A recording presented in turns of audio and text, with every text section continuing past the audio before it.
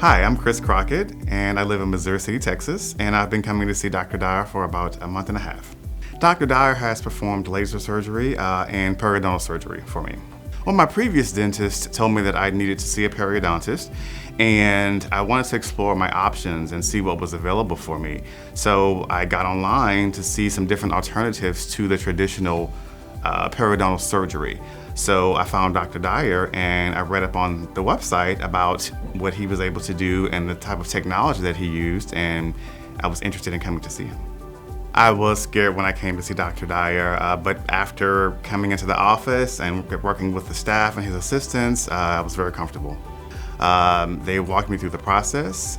They gave me options and different things that I would need to do to prepare for surgery. And they've just been very attentive to things that I need. They've been following up with me with phone calls and text messages so I don't forget my appointments.